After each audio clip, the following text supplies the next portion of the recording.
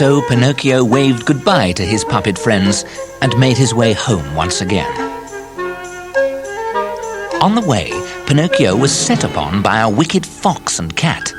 "Tell us where you've hidden your money," the villain said. Yeah, tell us. But he wouldn't tell them, so they tied him up and left him all alone in the dark woods. Pinocchio sat weeping for hours and hours, until the kind blue fairy came and untied him. She took him to her palace and gave him some medicine to make him feel better. "Tell me your story," said the kind fairy. "If you tell me the truth, I'll make sure no harm ever comes to you again." At first, Pinocchio told the truth, but when he came to talking about the gold pieces, he told a lie. "I've lost my gold pieces. They were stolen by a couple of villains," he told the fairy. But this was completely untrue, as they were hidden in his pocket. As soon as he told this lie, his nose grew 2 inches longer. In fact, the more lies he told, the longer his nose grew. "I didn't want to go into the theatre. It was the Harlequin that made me. I've always done everything that Geppetto wanted me to do." By the time Pinocchio had finished telling lies, his nose was so long that the blue fairy couldn't stop laughing. But the hideous nose upset Pinocchio so much that he couldn't stop crying.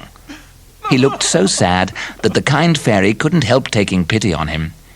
She said some magic words, waved her wand, and a flock of woodpeckers came flying in through the window.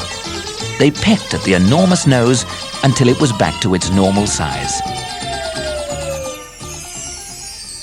"I promise that I'll never tell another lie," said Pinocchio, and he was so happy to have his nose back to normal again that he turned to the fairy and said, "I must go back to Geppetto.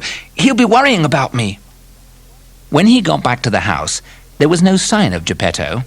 "Your master was so worried about you that he sailed out to sea in a boat to look for you," a neighbor told Pinocchio. This made Pinocchio feel very guilty, and he made a big effort to keep the house spick and span and to go to school every day. Pinocchio's good behavior didn't last long, because he made friends with the 2 naughtiest boys in the school.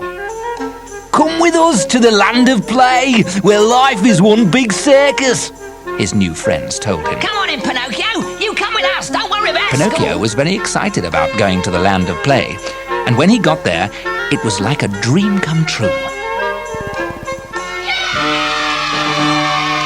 This was a land where school didn't exist, and children watched the circus every day.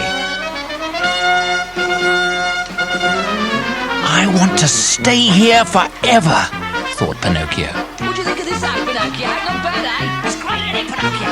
Isn't it fun? Little did he know that the ringmaster turned all little boys who went there into donkeys. One morning, when Pinocchio woke up, he noticed he had donkey's ears. In fact, he had turned into a donkey.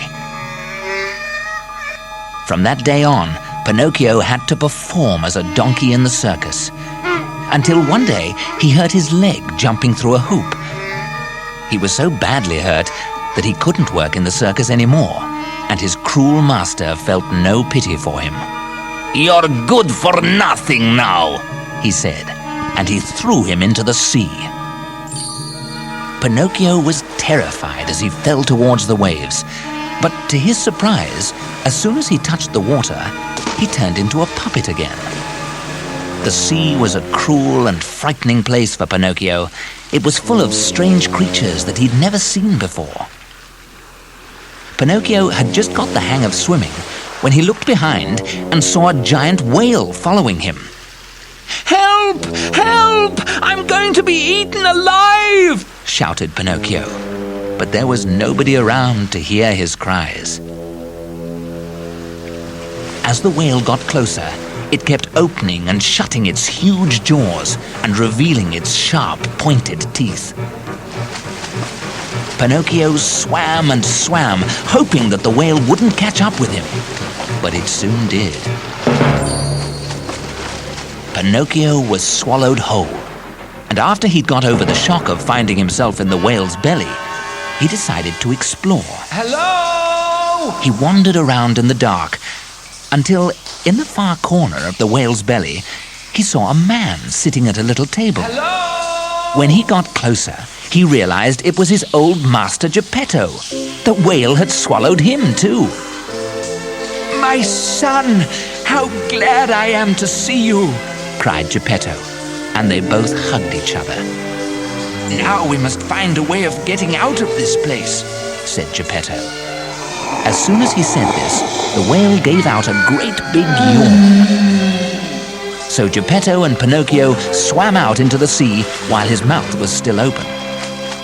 A shoal of friendly fish who happened to be swimming by saw Pinocchio and Geppetto struggling in the water, so they gave them a ride back to dry land.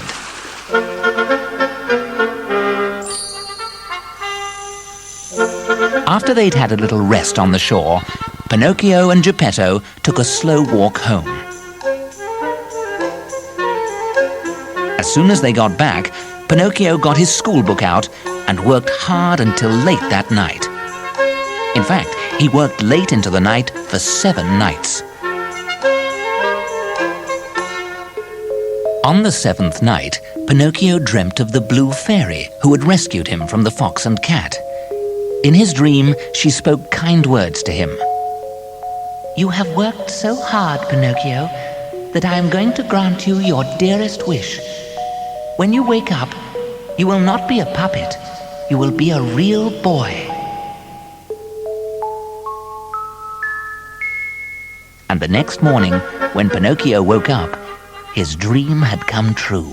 Father, look! At last, he had turned into a real boy.